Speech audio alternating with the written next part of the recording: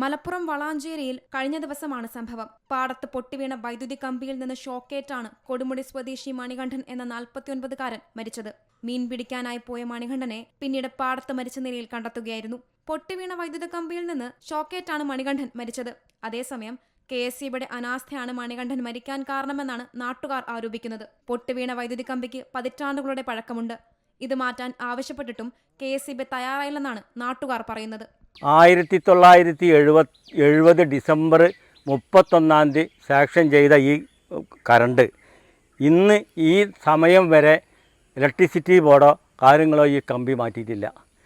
ഈ പൊന്തേക്കൂടിയും ഈ കാട്ടുകൂടിയാണ് ഈ കമ്പി ഇപ്പോഴും വരുന്നത്. ഒരു മെയിൻ്റെനൻസ് നടത്തിയേ മറ്റുള്ള കാര്യങ്ങളോ ഒന്നുമില്ല. കൊല്ലത്തിൽ 3-4 പ്രാവശ്യം ഇവിടെ പൊട്ടുന്നത്, മരം വീണിട്ടും മറ്റുള്ള. ഇപ്പം ഇന്നലെ പൊട്ടിയത് ഒരു മരം കൂടി വീണിട്ടില്ല. അത്രക്കും പഴക്കം ചെന്ന കമ്പി ആവുകൊണ്ട് ആണ് ഇത് പൊട്ടാനുള്ള കാരണം. അത് KSEBിയുടെ അനാസ്ഥ തന്നെയാണ്. ലൈൻ പൊട്ടി വീണ സമയം ട്രാൻസ്ഫോമറിൽ നിന്നുള്ള വൈദ്യുതി ബന്ധം വിച്ഛേദിക്കാനും നാട്ടുകാർക്ക് സാധിച്ചില്ല. ട്രാൻസ്ഫോമറിൽ സുരക്ഷിതമായ ഫ്യൂസ് ഉണ്ടായിരുന്നില്ല എന്നതാണ് കാരണം. ഒരു കമ്പി പിരിച്ചുവച്ചത് മാത്രമായിരുന്നു ഫ്യൂസായി ഉപയോഗിച്ചിരുന്നത്. ഇതുമൂലം മണികണ്ഠൻ ഏറെ നേരം പാടത്ത് കിടക്കേണ്ടി വന്നെന്നും നാട്ടുകാർ പറയുന്നു. ഏറെ നേരത്തിന് ശേഷം വൈദ്യുതി ബന്ധം വിച്ഛേദിച്ചാണ് മൃതദേഹം ആശുപത്രിയിലേക്ക് മാറ്റാൻ സാധിച്ചത്. Zee Malayalam news, Malappuram. പുതിയ വാർത്തകളും വിശേഷങ്ങളും ഇനി വിരൽ തുമ്പിൽ. എല്ലാ ഡിജിറ്റൽ പ്ലാറ്റ്ഫോമുകളിലും ഇപ്പോൾ സീ മലയാളം ന്യൂസ് ലഭ്യം.